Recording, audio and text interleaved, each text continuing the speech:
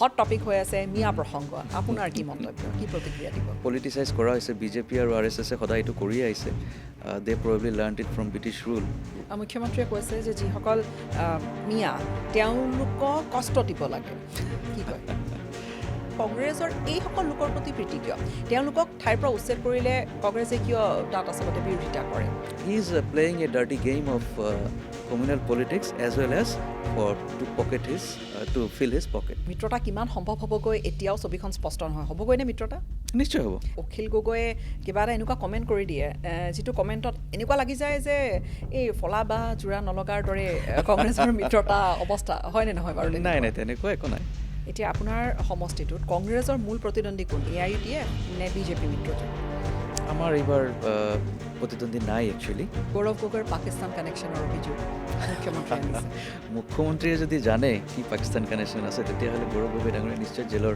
ভিতৰত থাকিলেহেঁতেন নমস্কাৰ পডকাষ্টৰ আজিৰ খণ্ডটিলৈ আপোনালোকক স্বাগতম জনাইছোঁ আজিৰ খণ্ডটিত আমাৰ এগৰাকী বিশেষ অতিথিৰ সৈতে আপোনালোকক পৰিচয় কৰাই দিবলৈ বিচাৰিছোঁ ব্যক্তিগৰাকীৰ পৰিচয় এই ধৰণে দিম প্ৰথমে যে ব্যক্তিগৰাকীৰ তেজত ৰাজনীতি আছে তেওঁৰ পিতৃ প্ৰাক্তন বিধায়ক ডক্টৰ মতিউৰ ৰহমান মণ্ডল তেওঁৰ ককা দেউতাও তেওঁৰ বিধায়ক আছিলে আৰু সেই ব্যক্তিগৰাকী নিজে তেওঁ ভালে কিছু সময় US-ত থাকি এতিয়া বৰ্তমান তেওঁ উভতি আহিছে আৰু আজিৰ তাৰিখত যদি তেওঁৰ আমি পৰিচয়টো দিওঁ তেওঁ এগৰাকী এই নিৰ্বাচনৰ তেওঁ টিকটৰ দাবীদাৰ আমি স্বাগতম জনাইছোঁ মহিবুৰ ৰহমান বাপি ডাঙৰীয়াক ধন্যবাদ নিউজ 18কো ধন্যবাদ জ্ঞাপন কৰিছোঁ মোক ইয়াতে আমন্ত্ৰণ জনোৱাৰ কাৰণে আৰু আশা ৰাখিছোঁ আমাৰ কথা বতৰাখিনি ৰাইজেও ভাল পাব নিশ্চয় মানকাছাৰ সমষ্টিৰ আপুনি দাবীদাৰ আপোনালোকৰ পৰিয়ালৰ মানকাছাৰ সমষ্টিত আপোনালোকৰ বিধায়ক পূৰ্বৰে পৰা আপোনাৰ পৰিয়ালতে আছে এই সময়ছোৱাখিনিতো নিশ্চয় খুব ব্যস্ততাপূৰ্ণ সময় আপোনাৰ বিভিন্নজনৰ ওচৰলৈ গৈছে হয়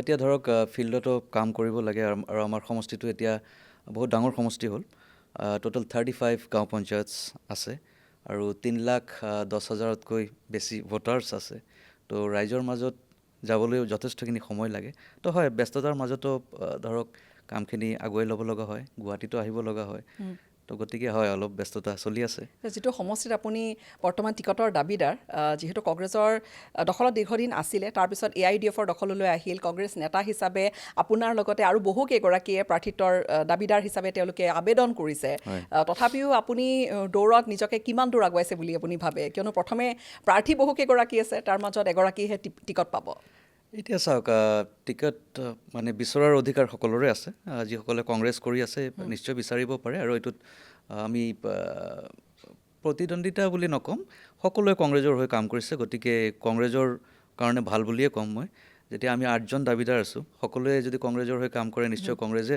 আগুৱাই আছে কিন্তু এটা কথাই মই সদায় কৈ থাকোঁ যে এজনে আনজনৰ বদনামটো কৰিব নালাগে সকলোৱে বিচাৰিছে তাৰ মাজতে দলে নিশ্চয় চাব আৰু মই বহুত দিনৰ পৰা লাগি আছোঁ 2016 চনৰ পৰা লাগি আছোঁ 10 বছৰ কাল লাগি আছোঁ আৰু বিভিন্ন কেপাচিটিত কাম কৰিছোঁ দলৰ হৈ সমষ্টিতো কাম কৰিছোঁ লগতে মই ছ'চিয়েল মিডিয়াৰ ভাইচ চেয়াৰমেন আছিলোঁ তেতিয়া মই অসমৰ যিটো APCCৰ টুইটাৰ হেণ্ডেলটো মই চাইছিলোঁ হয় তাৰপিছতে এতিয়া মাইনৰিটিৰো ভাইচ চেয়াৰমেন হৈ আছোঁ বিভিন্ন ঠাইত কাম কৰি আছোঁ ভাৰত জোড়ো যাত্ৰা বা বিভিন্ন যিবিলাক প্ৰগ্ৰাম হ'ল কংগ্ৰেছৰ তেতিয়া গোটেই অসমখিনি ঘূৰিছোঁ কংগ্ৰেছৰ হৈ কাম কৰিছোঁ গতিকে দলে নিশ্চয় এইটো বিবেচনা কৰিব আৰু 2021 চনত তেতিয়া আব্বা চিটিং MLA আছিল যদিও যিকোনো কাৰণতে চিটটো AIUDFক এৰিব লগা হ'ল গতিকে দলে সেইটোও নিশ্চয় যিটো ছেক্ৰিফাইচ আমাৰ সেইটো নিশ্চয় চাব নিশ্চয় আৰম্ভণিতে কৈছোঁ যে তেজত তেওঁৰ ৰাজনীতি আছে কিন্তু এই ব্যক্তিগৰাকী যাৰ সৈতে আমি আজি কথা পাতি আছোঁ বাপি ডাঙৰীয়া আপুনি বহু দীঘলীয়া সময় আপুনি US-ত পাৰ কৰিছে 10 বছৰ সম্ভৱতঃ 10 বছৰমান সময় আপুনি NIT জামশ্বেদপুৰ পাছ আউট ইঞ্জিনিয়াৰ তাৰপিছত ৰাজনীতি হঠাৎ আচলতে যিহেতু পৰিয়ালত আছে কথাখিনি সেইধৰণেই আপুনি ভাবি আগবাঢ়িছিল নে নিজৰ লাইন বেলেগ আছিল কিন্তু এটা সময়ত আপুনি ভাবিলে যে নাই মোৰ পৰিয়ালৰ যিটো সমষ্টি মই ধৰি ৰাখিবলৈ বিচাৰিম এতিয়া কথাটো হ'ল যে চাওক মই সৰুকালৰ পৰা দেখিছোঁ আব্বা যদিও ৰাজনীতিত দেৰিকৈ সোমালে he was a very renowned doctor in Dhubri আৰু তেখেতৰ বা আমাৰ যিটো পৰিয়ালৰ যিটো মানে চিন্তাধাৰা আমি ৰাইজক সদায় সহায় কৰি আহিছোঁ নিজৰ কেপাচিটিত আব্বা যেতিয়া ডক্টৰ আছিলে তেতিয়াও আমাৰ চাউথ চালমাৰা বা মানকাছৰ ছাইডৰ পৰা বোটেৰে গৈছিলে মানুহে ৰাতিপুৱা গৈছিলে আৰু ডক্টৰ দেখুৱাই আকৌ আবেলি লঞ্চেৰে ঘূৰি আহিছিলে বোটেৰে তো আব্বাই at least he made sure that those people got the first chance মানে যদি টাউনৰ মানুহ আহে টাউনৰ মানুহক জেনেৰেলি আব্বা সন্ধিয়া আহিব কৈছিলে বাহিৰা মানুহখিনিক আমাৰ চাউথ চালমাৰা বা ইফালৰ মানুহখিনিক আগতে পঠাই দিয়ে তো তেনেকুৱা ধৰণৰ আৰু লগতে বহু মানুহে ধৰক আহিছিলে আৰু ৰাতি আমাৰ ঘৰতো থাকিছিলে তেনেকুৱা আছিল চলি বহুতো আছে।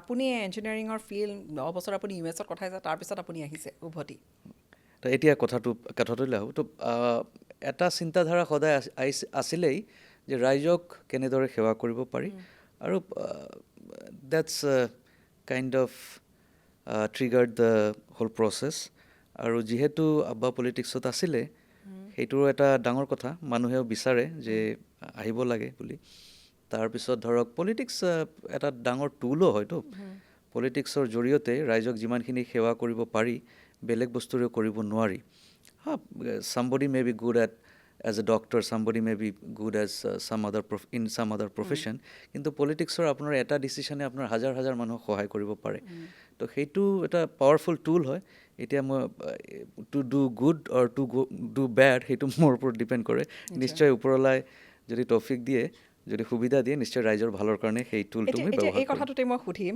কিয়নো ৰাইজে এনেকৈও ক'ব পাৰে যে কংগ্ৰেছৰতো ডাইনেষ্টি পলিটিক্স আছেই বিধায়কৰ পুতেকেই টিকট বিচাৰিব বা তেওঁলোকেই টিকটৰ সবল দাবীদাৰ এতিয়া আপোনাৰো বিজেপিয়েতো সেই কথাটোৰ ওপৰত আপোনালোকক ধৰিয়ে থাকে এতিয়া কি ধৰণে ক'বলৈ বিচাৰিব যে পৰিয়ালত তেওঁলোকে টিকটটো ক'ৰবাত পৰিয়ালতে বিচাৰে ৰাখিবলৈ কিহৰ বাবে সেইটো নহয় মই সেইটো ক'লোৱেই মই 10 বছৰ কাল দলৰ হৈ কাম কৰি আছোঁ ইয়াৰ আগতো ৰাইজৰ মাজত মই আছিলোঁ গতিকে সেইটো বেচিছত মই এজ এন ইণ্ডিভিজুৱেল মই বিচাৰি আছোঁ যে টিকেটটো পাব লাগে এতিয়া মোৰ যদি কোৱালিটিজ নাই মোৰ যদি দক্ষতা নাই যদি মোৰ কিবা কমি আছে তেতিয়াহ'লে মোক দলে নিশ্চয় নিদিব আৰু সেইটো বেয়া পাবলগীয়া একো নাই কিন্তু if I am capable then I should get it এতিয়া মোৰ পৰিয়ালত থকা বাবেই যে মই নাপাম সেইটোতো হ'ব নোৱাৰে সেইটোতো উল্টা কথাটো নহ'ব জানো তো মোৰ কথা হ'ল যে ডাইনেষ্টি পলিটিক্সটো আমাতকৈ বিজেপিত বেছি আছে কিন্তু সেইটো ফালে কেনেকৈ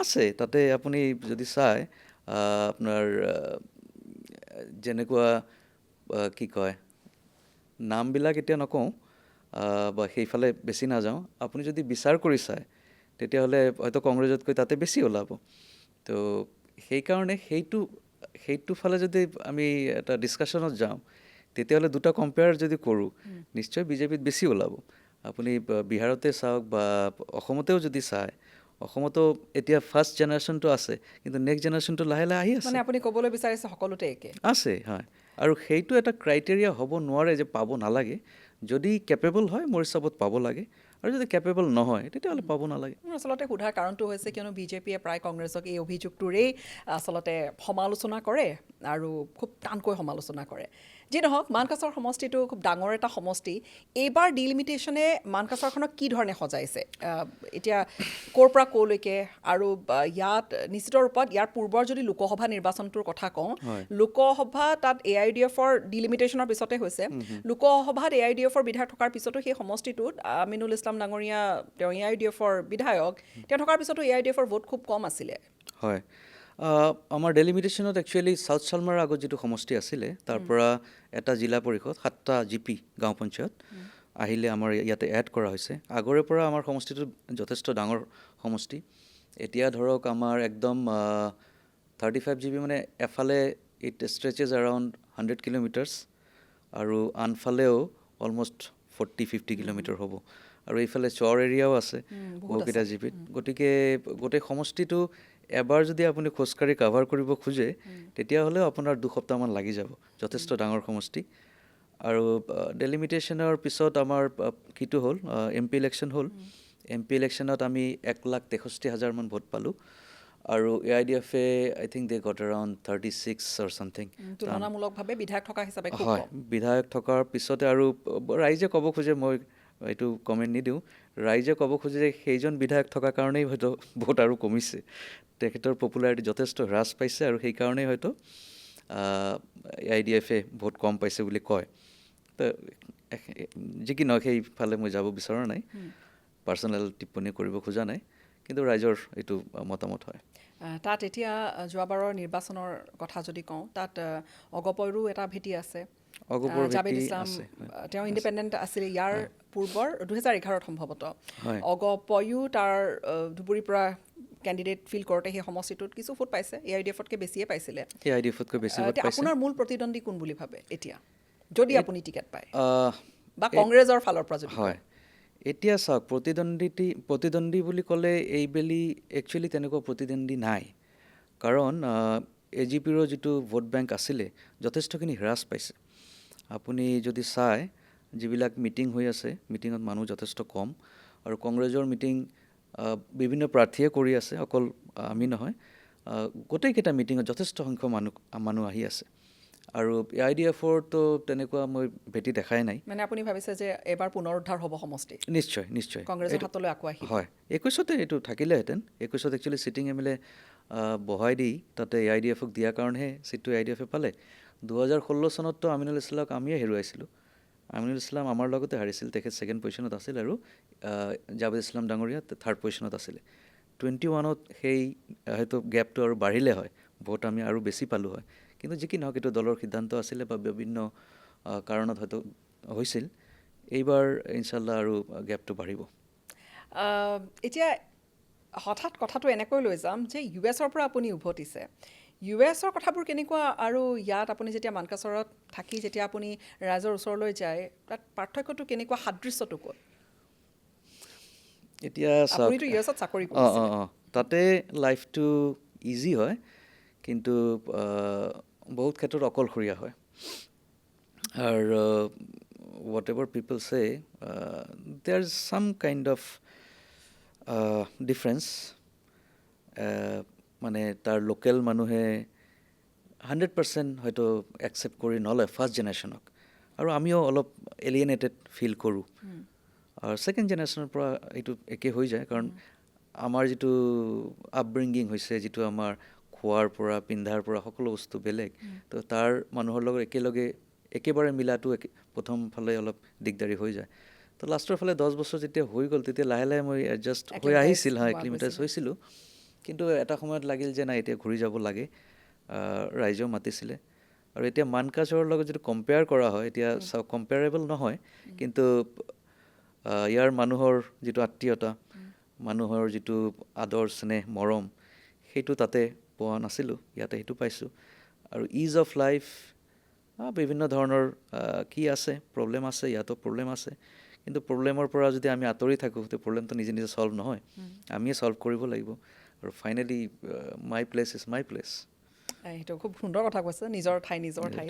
যি নহওক, এনেকুৱা এটা অভিযোগ কংগ্ৰেছে প্ৰায় সন্মুখীন হয়, যিটো অভিযোগটো এনেকুৱা যে মাইনৰিটি এপিজমেণ্টৰ এটা পলিটিক্স কংগ্ৰেছে কৰে, সদায় যিখিনি সংখ্যালঘুক আকৃষ্ট কৰিবলৈ বিচাৰে। আজিৰ তাৰিখততো খুব চৰ্চিত পলিটিকেল হট টপিক হৈ আছে মিয়া প্ৰসংগ।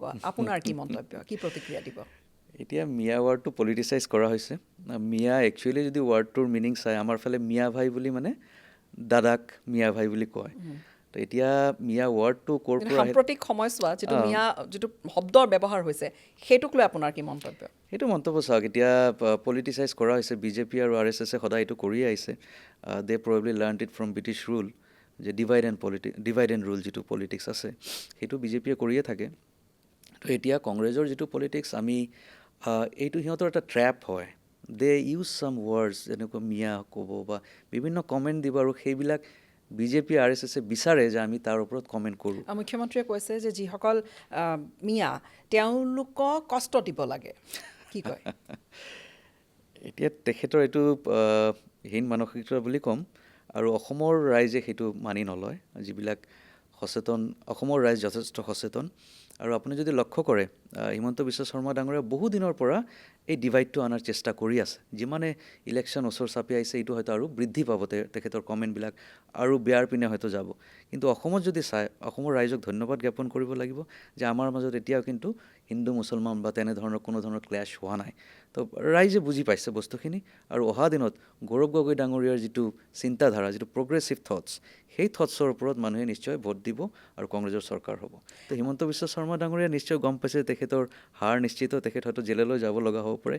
সেইকাৰণে যিমান পাৰে চেষ্টা কৰিছে যাতে এটা এটলিষ্ট ক্লেছ সৃষ্টি কৰাৰ এটা চেষ্টা কৰিছে। এতিয়া বিজেপিৰ যিটো অভিযোগ মই অভিযোগ বুলিয়ে কৈছোঁ যে বংগমূলীয় যিখিনি লোক আছে তেওঁলোকে গোটেই পৰিৱেশটো সুকীয়া কৰি তুলিছে আৰু সেই পইণ্টটোত বিজেপি নেতাসকলে সদায় কংগ্ৰেছক সমালোচনা কৰিছে যে কংগ্ৰেছৰ এইসকল লোকৰ প্ৰতি প্ৰীতি কিয়, তেওঁলোকক ঠাইৰ পৰা উচ্ছেদ কৰিলে কংগ্ৰেছে কিয় তাত আচলতে বিৰোধিতা কৰে। এইটো চাওক, এইটো কথাটো হ'ল যে কংগ্ৰেছে বিৰোধিতা কৰে মানে এপিজমেণ্ট বুলি এইটো এটা টাৰ্ম দিয়া হৈছে যদিও বাই কনষ্টিটিউশ্যন যদি কিবা লজ আছে তাৰ বাহিৰত গৈ কিন্তু কংগ্ৰেছে কেতিয়াও একো হেল্প কৰিবলৈ চেষ্টা কৰা নাই বা মাইনৰিটি বুলি বেলেগকৈ যে হেল্প কৰিব বিচাৰিছে তেনেকুৱা কৰিব চেষ্টা কৰা নাই। এতিয়া যদি উচ্ছেদ হৈছে আমাৰ ইয়াতো গুৱাহাটীতো উচ্ছেদ হৈছে, অকল গোৱালপাৰাত বা ধুবুৰীত হোৱা নাই। উচ্ছেদৰ মেইন কাৰণটো হৈছে যে বিজেপিয়ে মাটিখিনি বেলেগক দিব বিচাৰিছে, পুঁজিপতিৰ হাতত দিব বিচাৰিছে। কিন্তু মিডিয়াত বা হিমন্ত বিশ্ব শৰ্মা ডাঙৰে এইটোক মাইনৰিটিৰ ওপৰত এটা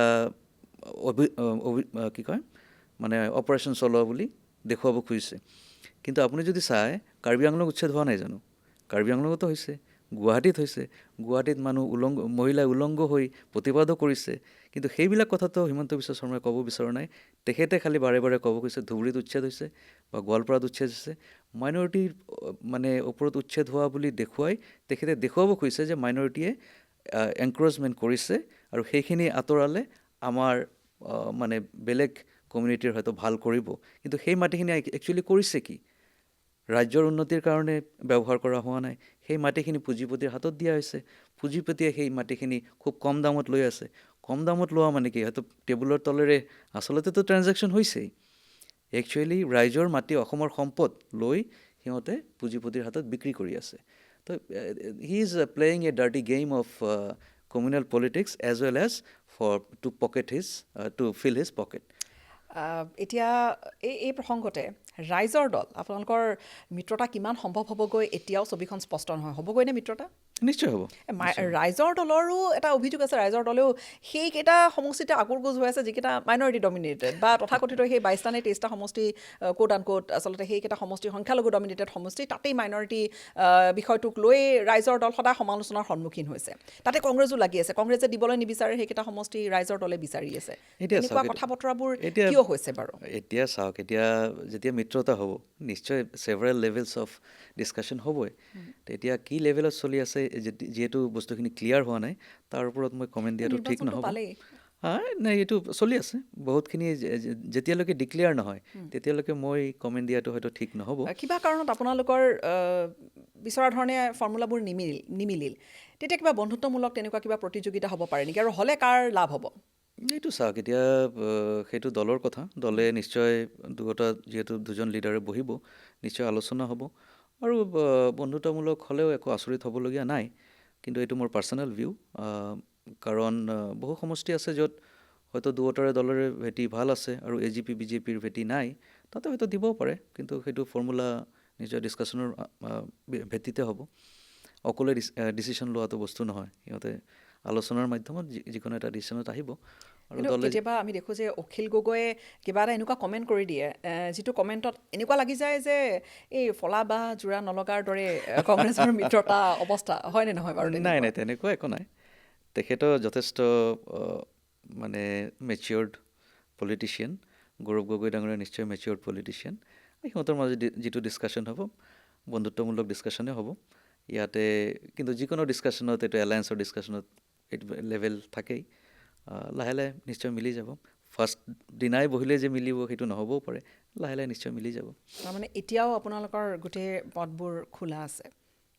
এইটো মই কমেণ্ট এতিয়া দিব নোৱাৰিম, যিহেতু এইটো দলৰ ভিতৰুৱা বস্তু আৰু আমি সেইটোত ইমান লিংক নাই। হয়তো অংক মিলিব নিমিলিব পাৰে, আমি নিশ্চয় মিলাটো নিশ্চয় মিলিব, কাৰণ সকলোৱে ট্ৰাই কৰি আছে যে বিজেপিক কেনেকৈ আঁতৰাব পাৰি। আমাৰ লক্ষ্য কিন্তু এটাই, যেনেকুৱা কিহে কৈছে, আমাৰ অখিল গগৈ ডাঙৰীয়াও কৈছে যে আমাৰ চিট কিমানটা আমি পাওঁ সেইটো ইমান গুৰুত্বপূৰ্ণ নহয়, আমাৰ চব দলৰ লক্ষ্য হ'ল যে বিজেপিক আঁতৰাব লাগে। আপোনালোকে কিমান আসন টাৰ্গেট কৰিছে এইটোতো মই সুধিবই পাৰোঁ নিশ্চয় এইবাৰ নিৰ্বাচনত? গৌৰৱ গগৈ ডাঙৰীয়াই মানে 100টাত দিব বুলি কৈছে আৰু নিশ্চয় আমি সংখ্যাগৰিষ্ঠতা পাম। আৰু চৰকাৰ গঠন হ'ব। চৰকাৰ গঠন হ'ব বুলি আপোনালোক আশাবাদী। এতিয়া আপোনাৰ সমষ্টিটোলৈ পুনৰ উভতি যদি যাওঁ, আপুনি য'ৰ পৰা বিচাৰিছে টিকটৰ দাবীদাৰ মানকাছাৰ সমষ্টিটো বহুত ডাঙৰ আৰু খুব গুৰুত্বপূৰ্ণ এইবাবে কিয়নো বৰ্ডাৰ এৰিয়া, হয়, হয়। সমস্যাটো তাত বহু আছে। আমি যথেষ্ট। তাত বহু এনেকুৱা ঘটনা, অপৰাধজনিত ঘটনাৰ পৰা আৰম্ভ কৰি বিশেষকৈ সেই সীমান্ত এলেকাত স্মাগলিঙৰ যিটো সৰবৰাহৰ যিটো বিশেষকৈ গো সৰবৰাহৰ কথা বতৰাবোৰ আমি এইবোৰ খবৰ বাতৰি সংবাদ শিৰোনাম দখল কৰিয়ে থাকে। হয়, হয়। তাৰ বাহিৰেও কেতিয়াবা উন্নয়নৰ প্ৰসংগ আহে, তেনেকুৱা ধৰণৰ কথা বতৰাবোৰ। আপোনাৰ মূল ফ'কাছ পইণ্ট কোনখিনি? তাতে চাওক, তাতে কেইটামান সমস্যা আছে। যেনেকুৱা বৰ্ডাৰ এৰিয়াৰ লগতে ব্ৰহ্মপুত্ৰ এফালে, আমাৰ এফালে হ'ল ব্ৰহ্মপুত্ৰ। ধুবুৰীৰ লগত অহা যোৱা কৰিলে আমি এই পঞ্চৰত্ন ব্ৰিজ হৈ আহিব লাগে। চ' মূল ঠাইখিনিৰ লগত, মানে যিটো মেইনলেণ্ডৰ লগত আমাৰ যোগাযোগৰ অভাৱ আছে। এইটো ব্ৰিজটো হ'লে ঠিক হৈ যাব। এফালে আমাৰ মেঘালয় আছে, এফালে বাংলাদেশ। গতিকে ঠাইখিনি অসমৰ ভিতৰতে আটাইতকৈ পিছপৰা বুলি মই নক'ম, মানে ভিতৰুৱা ঠাই বুলি ক'ম। ভিতৰুৱা ঠাই যিহেতু তাতে বিভিন্ন সমস্যাও আছে। মেঘালয়ৰ লগত আমাৰ কিছুদিনৰ পৰা এটা কিবা কাৰণত এটা কাজিয়া এটা হৈছে। মেঘালয়ৰ লগত নহয়, মানে গাৰো ট্ৰাইব আৰু মাইনৰিটিৰ মাজত কিবা এটা সংঘাত এটা হৈছিলে। সেইটো অলপ বেয়া ৰূপ লৈছে। সেইকাৰণে এই বৰ্ডাৰ, আমাৰ ফালৰ পৰা যিবিলাক চব্জি যায় বা বিভিন্ন মানুহে ব্যৱসায় কৰে, তাত অলপ ব্যাঘাত জন্মিছে। কিন্তু সেইবিলাক সমস্যা লাহে লাহে ছল্ভ হৈ আছে। সেইটো এটা মেজৰ সমস্যা, যিটো আমি দৃষ্টি ৰাখিব লাগিব। তাৰপিছত এইফালে ইৰ'জনৰ প্ৰব্লেম আছে। ব্ৰহ্মপুত্ৰৰ নদী ভাঙি থাকে, আৰু সেই নদী ভাঙাৰ লগে লগে মানুহখিনি যেতিয়া তাৰ পৰা উঠি আহি আমাৰ বিভিন্ন ঠাইত পাহাৰে বা বিভিন্ন ঠাইত হয়তো খাছলেণ্ডত যেতিয়া জমা হয়, সেইখিনিয়ে অবৈধ বাংলাদেশী বুলি কোৱা হয়। তো সেইটো এটা মেজৰ ৰিজন। আপুনি ক'বলৈ বিচাৰিছে যে সেইখিনি গৰাখহনীয়াত ক্ষতিগ্ৰস্ত মানুহেই নিশ্চয় বহি আছে। মষ্ট অফ দ্য পিপল। এতিয়া মানকাছাৰটো চাবলৈ গ'লে লেণ্ড বা ভৌগোলিক যিটো একেবাৰে ডাইভাৰ্চ, হয়, বিভিন্ন তিনিখন ঠাই লগ লাগি আছে। ফালে নদী আছে, সীমান্ত আছে, বাংলাদেশ আছে। তাৰপিছতো ভাবেনে আপুনি বিচৰা ধৰণে উন্নয়ন তাত হৈছে নে আৰু কি কৰিবলগীয়া হৈছে? তাতে চাওক, তাতে আমি তৰুণ গগৈ ডাঙৰীয়া আৰু ৰকিবুল হুছেইন ডাঙৰীয়াক ধন্যবাদ জ্ঞাপন কৰিব লাগিব যে 2016 চনত আমি তাতে ডিষ্ট্ৰিক্ট পালোঁ। মোৰ দেউতা ডক্টৰ মতিউৰ ৰহমান মণ্ডল ডাঙৰীয়াই সেইটো যেতিয়া দাবী উঠাইছিল ডিষ্ট্ৰিক্টৰ কাৰণে, তেতিয়া মানুহে একচুৱেলি হাঁহিছিল, ঠাট্টা কৰিছিল যে ইমান সৰু ঠাই এটা, অকল ছিংগল এটা ছাব ডিভিজন, তাতে কেনেকৈ ডিষ্ট্ৰিক্ট হ'ব। কিন্তু তেখেতে পাৰ্চু কৰিলে, আৰু ৰকিবুল হুছেইন ডাঙৰীয়া আৰু তৰুণ গগৈ ডাঙৰীয়াই যথেষ্টখিনি হেল্প কৰিলে, আৰু অৱশেষত তাতে আমাৰ ডিষ্ট্ৰিক্ট হ'ল। আৰু ডিষ্ট্ৰিক্ট হোৱাৰ পিছত যথেষ্টখিনি কাম হৈছে। নেচাৰেলি তাতে অফিচ কাছাৰী এইবিলাক আহিলে, এতিয়াও উন্নতি হৈয়ে আছে। আৰু ডিষ্ট্ৰিক্ট হোৱাৰ কাৰণেই হয়তো আমাৰ যিটো HM ৰোড আছে, মানে হাৰচিংমাৰী মানকাছাৰ যিটো ৰোড আছে, সেই ৰোডটো আমাৰ লাইফলাইন হয়। সেই ৰোডটো এইবাৰ আছাম মালাত আপোনাৰ ব্ৰডেনিং আৰু মানে মোটামুটি বোধহয় more than 90 crores তাতে এলট কৰিছে। আৰু সেইটো ডিষ্ট্ৰিক্ট হোৱাৰ কাৰণেই হৈছে, কাৰণ আপোনালোকে নিশ্চয় জানে যে আছাম মালাত প্ৰতিটো ডিষ্ট্ৰিক্টৰ এটা মেজৰ ৰোড দিয়া হৈছে। আৰু সেইটো যদি ডিষ্ট্ৰিক্ট, যদি তৰুণ গগৈ ডাঙৰীয়া আৰু ৰকিবুল হুছেইন ডাঙৰীয়া যদি ডিষ্ট্ৰিক্ট নিদিলে হয়, তেতিয়াহ'লে হয়তো HM ৰোডটো আমি নাপালোঁ হয়। তো সেইটো আৰু বহুতো কাম চলি আছে, but it will take time, সময় লাগিব। এইটো ধাৰাবাহিকভাৱে চলি আছে। এতিয়াও আমাৰ যিটো হস্পিটেল আছে, হস্পিটেলত আমাৰ ব্লাড বেংক নাই, পষ্টমৰ্টেমৰ কাৰণে এতিয়াও সুবিধা নাই। তো এইবিলাক আব্বা থকা সময়ত হস্পিটেলটো ষ্টাৰ্ট কৰা হৈছিল, চিভিল হস্পিটেলটো উন্নীত কৰা হ'ল। কাম কাজ এতিয়াও চলি আছে বহুখিনি ঠাই। আমিনুল ইছলাম ডাঙৰীয়া কিছু কাম কৰিছে, যিবিলাক ধাৰাবাহিক উন্নতি চলি আহিছে। কিন্তু যিটো আৰু কৰিবলগীয়া আছে, কিন্তু যিটো মেজৰ ছাকচেছ বুলি ক'ব লাগিব, সেইটো হ'ল যে মানে উন্নয়নৰ ধাৰা পৰিৱৰ্তন কৰিব পৰা যিটো ছাকচেছ, সেইটো হ'ল যে আমি ডিষ্ট্ৰিক্টটো পালোঁ। আৰু লগতে তৰুণ গগৈ ডাঙৰীয়া আৰু এটা হেল্প কৰিছিল আমাক, যে বাংলাদেশৰ লগত যিটো বৰ্ডাৰ এটা ট্ৰেড ৰুট কৰি দিছিলে। ট্ৰেড ৰুটৰ জৰিয়তে আমাৰ বিভিন্ন ব্যৱসায় চলি আছে। তো সেইটোও এটা আমাৰ লাইফলাইন হ'ব পাৰে, যদি সেইটো আমি ভালদৰে ব্যৱহাৰ কৰিব পাৰোঁ। এতিয়া আন এক প্ৰসংগ, আপুনি বিষয় বাবদ আছে, আপুনি কংগ্ৰেছৰ বিভিন্ন পদবী একোটাত আছে, বিশেষকৈ আপুনি টুইটাৰ পেজ চাইছিলে। এই যিটো টুইটাৰ পেজ চোৱা আৰু টুইটাৰত কেতিয়াবা কেতিয়াবা দেখোঁ যে কংগ্ৰেছৰ কেতিয়াবা লতিঘটিও হয় টুইটাৰ কওক বা আন ছ'চিয়েল মিডিয়া পেজত কেতিয়াবা ক'ৰবাত বাহিৰৰ পৰা চলাই থকাৰ অভিযোগো আহে কি আচলতে অকণমান জানিবলৈ বিচাৰিব নাই নাই তেনেকুৱা একো নহয় টুইটাৰটো পেজটো ক'ৰবাত বাহিৰৰ পৰা চলাই আছে তেনেকুৱা মাজতে নাই খবৰ কিছুমান নাই নাই ওলাইছিলে। বাহিৰৰ পৰা কেনেকৈ চলাব যিজনেই চলাব তেখেতৰ পলিটিকেল নলেজ থাকিব লাগিব অকল ধৰক যিকোনো এটা ইনচিডেণ্ট হ'ল বা যিকোনো এটা প্ৰগ্ৰাম হ'ল প্ৰগ্ৰামটোৰ ইম্পেক্ট কি বা হিমন্ত বিশ্ব শৰ্মা ডাঙৰীয়া বা তেখেতে যদি কিবা এটা কমেণ্ট দিলে তাক কেনেকৈ কাউণ্টাৰ কৰিব লাগিব তাৰ কাৰণে পলিটিকেল নলেজটো থকাৰো যথেষ্ট দৰকাৰ আছে আৰু লেংগুৱেজৰ ওপৰত গ্ৰেছপ থকাৰো দৰকাৰ আছে সেইটো আমাৰ ইয়াৰ পৰাই হয় বাহিৰৰ পৰা একো নহয় বাহিৰৰ পৰা হোৱাৰ কথাও নাহে এতিয়া পলিটিকেল আজিকালিতো গোটেইবোৰ ছ'চিয়েল মিডিয়াত চলে পলিটিকেল আৰু আপুনি যিহেতু ছ'চিয়েল মিডিয়া আপুনি কিবা এটা বিষয়ৰ এটা আপুনি দায়িত্বত আছিলে তো কিমান ইম্পেক্ট পৰে এই যে ছ'চিয়েল মিডিয়াত যে যুদ্ধবোৰ আমি দেখি থাকোঁ যে কোনোবা এটা কিবা কৈছে অপজিশ্যনে আহি ধৰিছে অপজিশ্যনৰ কোনোবাই কিবা কৈছে আকৌ কোনোবাই এই কিমান ইম্পেক্ট পেলায় এইবোৰ সাধাৰণ ভোটৰ মাজলৈ যেতিয়া আপুনি যায় এই ধৰণৰ মোবাইলত যিখন এখন যুদ্ধ হৈ থাকে কিবা ইম্পেক্ট পৰে বুলি আপুনি যথেষ্ট ভাবেনে? যথেষ্ট যথেষ্ট ইম্পেক্ট আহে আৰু যদি ইম্পেক্ট নহ'লে হয় তেতিয়াহ'লে IT চেল বা বিজেপিয়ে কোটি কোটি টকা খৰচা কৰি আছে খৰচা নকৰিলে হয় নিশ্চয় আৰু নৰেন্দ্ৰ মোদী ডাঙৰীয়া যেনেকৈ যেতিয়া পাৱাৰত আহিলে ছ'চিয়েল মিডিয়াৰ জৰিয়তে আহিছে বিভিন্ন মিছা কথা ছ'চিয়েল মিডিয়াৰ জৰিয়তে তেহঁতে প্ৰচাৰ কৰিলে এতিয়াও ছ'চিয়েল মিডিয়াক সিহঁতে এজ এ প্ৰপাগাণ্ডা টুল হিচাপে ব্যৱহাৰ কৰি আহিছে কিন্তু কংগ্ৰেছে সঁচা কথাবিলাক আমি ৰাইজৰ মাজলৈ ল'বলৈ চেষ্টা কৰোঁ ছ'চিয়েল মিডিয়াটোক এটলিষ্ট আমাৰ যিখিনি কাৰ্যকলাপ যিখিনি প্ৰগ্ৰাম সেইখিনি কেনেদৰে বা বিজেপিয়ে কি বেয়া কাম কৰিছে সেইখিনি কেনেদৰে ৰাইজৰ মাজত ল'ব পাৰি সেইখিনি মই ইয়াত চেষ্টা মাজতে কৰিছোঁ সুধিছোঁ গৌৰৱ গগৈ ডাঙৰীয়াই তেওঁক যদি কোনোবা দলীয় কৰ্মীয়ে লগ পাবলৈ বিচাৰে তেওঁ সেই ধৰণে সময় নিদিয়ে কোনোবা এজনে মাজতে ছ'চিয়েল মিডিয়াত লিখিছিলে অকণমান হৈ হাল্লাও হৈছিলে বিতৰ্ক অকণমানো হৈছিলে তেওঁ মুকলিকৈ লিখি দিছিলে তেনেকুৱা নেকি কথাটো? নাই নাই তেনেকুৱা নহয় এতিয়া তেখেত বিজি মানুহ তেখেত MPও হয় আৰু লগতে গোটেই অসমৰ দায়িত্বত আছে আৰু কংগ্ৰেছ দলটো লাহে লাহে ব্ৰিক বাই ব্ৰিক কেনেদৰে ৰিবিল্ড বুলি নকওঁ য'ত হয়তো অসুবিধাখিনি আছিল সেইবিলাক কেনেকৈ ফিক্স কৰিব লাগে সংগঠনটো কেনেদৰে মজবুত কৰিব লাগে সেইবিলাক কাম তেখেতে চোৱা চিতা কৰি আছে যথেষ্টখিনি ভাল কাম কৰি আছে সংগঠন যথেষ্টখিনি মজবুত হ'ল গতিকে তেখেতৰ সময়ৰ নিশ্চয় অভাৱ আছে তো তেখেতৰ এতিয়া কোনোবাই পটককৈ গৈ লগ নাপাবও পাৰে সেইটো ডাঙৰ কথা নহয় তেখেতে নিশ্চয় এপইণ্টমেণ্ট ল'ব লাগিব এপইণ্টমেণ্ট লৈ বা তেখেতৰ অফিচত যেতিয়া ৰাজীৱ ভৱনত আহে নিশ্চয় লগ কৰে তেখেতে বা তেখেতৰ ঘৰতো মানুহ গ'লে লগ কৰে তেনেকুৱাতো মই আজিলৈকে দেখা নাই যে মানুহ গৈছে আৰু তেখেত লগ নকৰাকৈ মাত নিদিয়াকৈ গুচি যোৱা তেনেকুৱা মই দেখা নাই আজিলৈকে কংগ্ৰেছত এইবাৰ আবেদন পৰিছে প্ৰায় 790 সম্ভৱতঃ নহয় জানো ফিগাৰটো চাগে মোৰ অকণমান ইফাল সিফাল হৈছে ইমানবোৰ আবেদন ক'ৰবাত আমি দেখিছোঁ ডিমৌ নাজিৰাৰ দৰে সমষ্টিবোৰত তেনেকৈ আবেদন হোৱা নাই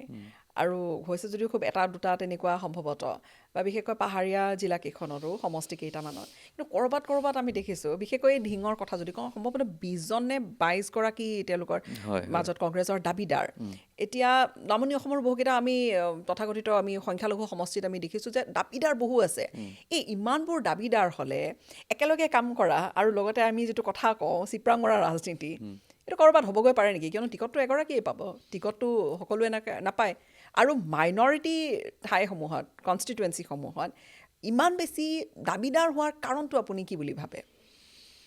দাবীদাৰ হোৱাৰ কাৰণ মানে কি দাবীদাৰ আপুনি আগতেও একচুৱেলি বেছিয়ে আছিল এইবাৰ নতুন নহয় এইটো আৰু যিহেতু কংগ্ৰেছ তাতে AIDF নাইকিয়া হৈ গ'ল অলমষ্ট বিজেপি বিৰোধী এটা ঢৌ আছে এটা ৱেভ চলি আছে গতিকে ৰাইজৰ ইচ্ছা আকাংক্ষা যে এইবাৰ গৌৰৱ গগৈ ডাঙৰীয়া CM হ'ব গতিকে সেইটো পৰিৱেশত ৰাইজে নিশ্চয়কৈ বিজেপিৰ বিৰুদ্ধে কংগ্ৰেছকে বাছি লৈছে গতিকে নেচাৰেলি কংগ্ৰেছৰ দাবীদাৰ বেছি হ'বই সেইধৰণে আপুনি বুজাবলৈ বিচাৰে লগতে যিহেতু পলিটিচিয়ান এতিয়া আমি আপোনাক পলিটিকেল ফিল্ডতেই দেখোঁ বা আপুনি সেইধৰণে ৰাইজৰ মাজত যায় কিন্তু আপোনাৰ নিজৰ যিটো আপোনাৰ পেচা ইঞ্জিনিয়াৰিং সেয়া আপোনাৰ ভৱিষ্যতলৈকে যিহেতু আপোনাৰ পিতৃ চিকিৎসক আছিলে আৰু তেওঁ এতিয়াও হয়তো সেই ক্ষেত্ৰখনলৈ ক'ৰবাত নহয় ক'ৰবাত চিকিৎসক এগৰাকী সদায় জড়িত হৈ থাকে নিশ্চয় এতিয়া আপোনাৰ সেই ধৰণৰ এক্টিভিটিবোৰ আছে নে সম্পূৰ্ণৰূপে নিজকে পলিটিক্সত সমৰ্পণ কৰিছে?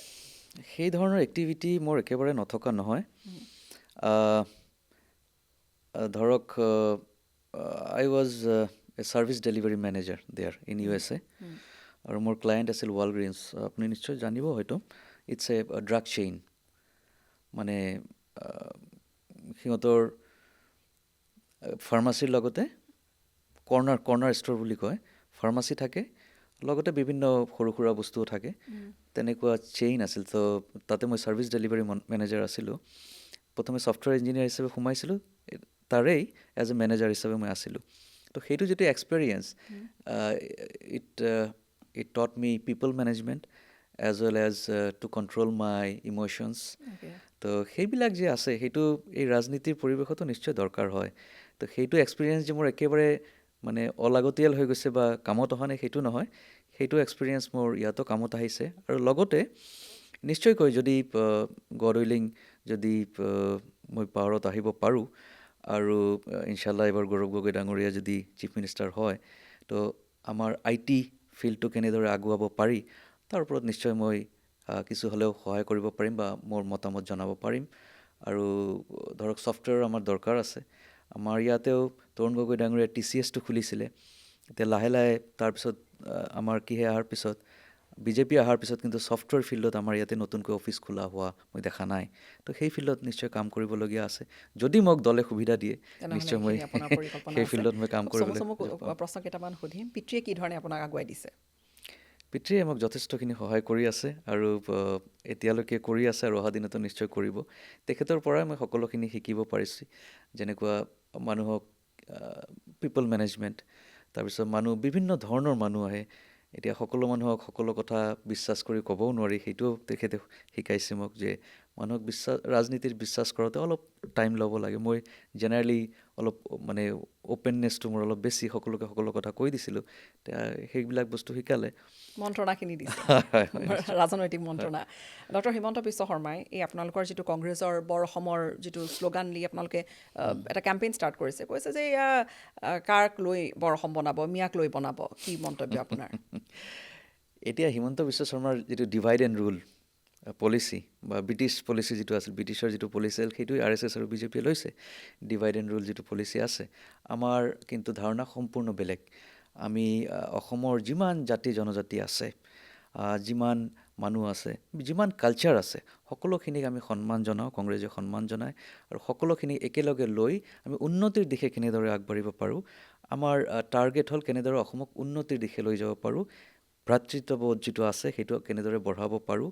তো সেইটোৰ হ'ল আমাৰ বৰ অসমৰ সপোন। আৰু হিমন্ত বিশ্বৰ সপোন হ'ল যে অসমৰ উন্নতি নালাগে, তেখেতৰ he wants to siphon money and put money into his friends pockets and his pockets as well.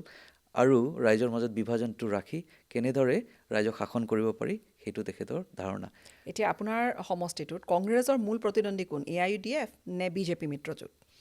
আমাৰ এইবাৰ প্ৰতিদ্বন্দ্বী নাই একচুৱেলি। কংগ্ৰেছৰ যিটো পৰিৱেশ আজিৰ দিনত আছে, ইনশাল্লাহ টিকেট পালে কোনো ধৰণৰ প্ৰব্লেম নহয়। কংগ্ৰেছে, আপোনালোকে কৈছে যে কংগ্ৰেছে সংখ্যাগৰিষ্ঠতা পাব, কিমানখন আসন পাব? সেইটো এতিয়া পটককৈ কোৱা টান। মই তেনেকুৱা কেলকুলেশ্যনো কৰা নাই একচুৱেলি, যিহেতু সমষ্টিতে যথেষ্টখিনি সময় দিব লাগে আৰু সেইখিনি এনালাইচিছ কৰাৰ মোৰ এতিয়া সময় হোৱা নাই। গৌৰৱ গগৈৰ পাকিস্তান কানেকশ্যনৰ অভিযোগ মুখ্যমন্ত্ৰীয়ে আনিছে। মুখ্যমন্ত্ৰীয়ে যদি জানে কি পাকিস্তান কানেকশ্যন আছে, তেতিয়াহ'লে গৌৰৱ গগৈ ডাঙৰীয়া নিশ্চয় জেলৰ ভিতৰত থাকিলেহেঁতেন। ইতিমধ্যে আপোনালোকে জানে যে অৰবিন্দ কেজৰিৱালক বিজেপিয়ে জেলত সোমাইছিলে CM থকা অৱস্থাতে। আৰু গৌৰৱ গগৈ ডাঙৰীয়া কোনো CMO নহয়, অকল APCCৰ প্ৰেছিডেণ্ট আৰু MP এজন। নিশ্চয় জেলৰ ভিতৰত থাকিলেহেঁতেন। সেইবিলাক ভুৱা কথা। এতিয়া তেখেতে জানে যে ইছ্যু ডাইভাৰ্ট কৰাৰ কাৰণে এইটো আৰু এটা প্ৰচেষ্টা চলাইছে। উজনি অসমত কংগ্ৰেছৰ ভেটি কঁপি আছে, কংগ্ৰেছৰ ভেটি লাহে লাহে কমি আহিছে, এটা চৰ্চাৰ বিষয়। বিজেপিও কয় সেইটো কথা। নাই, সেইটো এইবাৰতো যথেষ্টখিনি উন্নত হৈছে। আপুনি ভাৰত জোড়ো যাত্ৰাৰ পৰা যেতিয়া ৰাহুল গান্ধী আহিছিল, সেই সময়ৰ পৰা যদি চায়, গৌৰৱ গগৈ অহাৰ পিছততো আৰু বাঢ়িলে। এতিয়া লাহে লাহে যিটো বিজেপিৰ ভেটি আছে, সেইটোহে কমজোৰ হৈ আছে। কংগ্ৰেছৰ ভেটিটো যথেষ্ট মজবুত হৈছে। আমি প্ৰত্যেকটো সমষ্টিত যদি আপোনালোকে এনালাইচিছ কৰে, কংগ্ৰেছৰ পৰিস্থিতি আগতকৈ বহুতখিনি ভাল হৈছে। আৰু ইনশাল্লাহ 2026 যিটো ইলেকশ্যন আহি আছে 2 মাহ পিছত, তাতে আমি আপাৰ আছামত যথেষ্ট বেছি ছিট পাম এইবাৰ। মানকাছাৰ সমষ্টিক লৈ আপোনাৰ কি ধৰণৰ সপোন?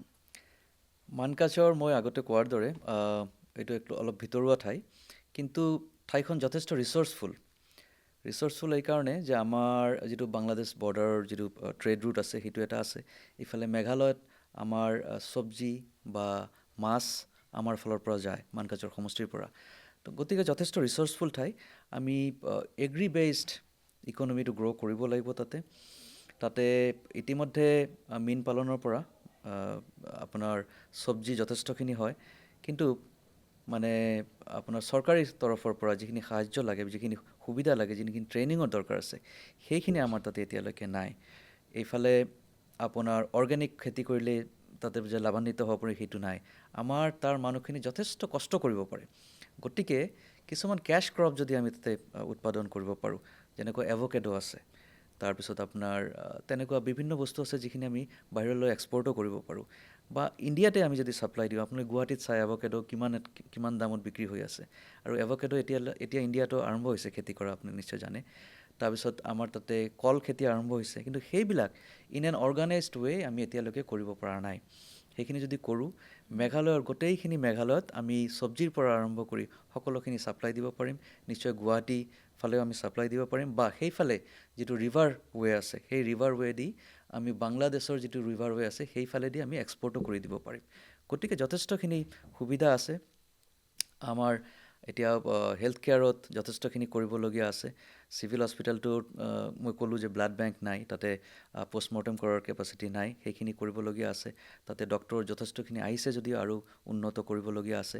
আমাৰ তাতে যিখিনি কলেজ আছে, কলেজত এতিয়ালৈকে ছিটছ ছাফিচিয়েণ্ট নহয়, তাতে ছাফিচিয়েণ্ট ছিটৰ দৰকাৰ আছে। আৰু কলেজ এটলিষ্ট ইউনিভাৰ্চিটি নহ'লেও আমাৰ কলেজখন যাতে এটা ডাঙৰ কলেজ হ'ব পাৰে।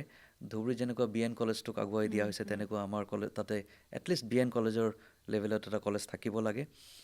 আৰু বিভিন্ন যিবিলাক অসুবিধা আছে, গৰাখহনীয়াৰ এটা ডাঙৰ প্ৰব্লেম। গৰাখহনীয়াটো আমাৰ খুব সোনকালে এটা পাৰ্মানেণ্ট এটা চলিউশ্যন লাগে। আৰু এতিয়ালৈকে হিমন্ত বিশ্ব শৰ্মা ডাঙৰীয়াই বিভিন্ন ঠাইত বিভিন্ন পইচা খৰচ কৰি আছে, কিন্তু সেই গৰাখহনীয়াটো যদি ৰোধ কৰিব নোৱাৰে, হাজাৰ হাজাৰ বিঘা মানুহৰ মাটি সম্পত্তি নষ্ট হৈ আছে। সেই মানুহখিনিয়ে আকৌ এইফালে আহিব, বিভিন্ন খাচ মাটিত আহিব, সেইখিনি আকৌ অবৈধ বাংলাদেশী বুলি ধিক্কাৰ দিয়া হ'ব। তো সেই সমস্যাটো আমাৰ সমাধান কৰিবলগীয়া আছে। আৰু নিশ্চয় তাৰ কাৰণে এটা প্ৰগ্ৰেছিভ মেণ্টেলিটি দৰকাৰ আছে, ৰিলেণ্টলেছ এফৰ্ট লাগিব। আৰু অকল ইয়াতে নহয়, আমাৰ MP ডাঙৰীয়া ৰকিবুল হুছেইন ডাঙৰীয়াই যথেষ্ট সহায় কৰে আমাক। তেখেতৰ জৰিয়তেও যদি আমাৰ চেণ্ট্ৰেল গভৰ্ণমেণ্টক কিবা আবদাৰ জনাব লাগে, নিশ্চয় জনাব লাগিব। কিন্তু সেই মেঘালয়ৰ লগত যিখিনি সমস্যা আছে in terms of business and all, সেইখিনিও যাতে ঠিক কৰিব পাৰি, তাৰ কাৰণেও এটা এফৰ্ট দিয়াৰ দৰকাৰ আছে। গতিকে যিটো আমাৰ যিবিলাক ৰিচ'ৰ্চ আছে, সেই ৰিচ'ৰ্চবিলাক যদি ভালভাৱে ব্যৱহাৰ কৰিব পাৰোঁ, আমাৰ বাংলাদেশ ওচৰত, বাংলাদেশলৈ আমি এক্সপৰ্ট কৰিব পাৰিম। বা এইফালে ধুবুৰীৰ লগত যিটো ব্ৰিজ হৈ আছে, ব্ৰিজ হ'লে আমি ধুবুৰীৰ ফালেদি এইফালে বেংগল আমাৰ খুব সুবিধা হ'ব যোৱা। গতিকে যথেষ্ট অপৰচুনিটি আছে, সেইবিলাক আমি ক্ৰেক কৰিব লাগে। কথা বহুখিনি পাতিলোঁ, সময় আপুনি বহুখিনি আমাক দিলে, আৰু আগন্তুক শুভেচ্ছা জনাইছোঁ আপোনাৰ আগন্তুক ৰাজনৈতিক যাত্ৰাৰ বাবে। সম্ভৱতঃ মানকাছাৰখনক লৈ আপুনি নতুন বহুখিনি সপোন দেখিছে। নিশ্চয় হয়তো আপুনি টিকট পাবও পাৰে, বা আপোনাৰ সতীৰ্থ কোনোবা এগৰাকীয়ে পাব পাৰে। কিন্তু যি নহওক, আপুনি আগবাঢ়ক, আমি সেয়া শুভেচ্ছা আপোনাক জনালোঁ। ধন্যবাদ আমাক এইখিনি সময় দিয়াৰ বাবে। ধন্যবাদ নিউজ 18।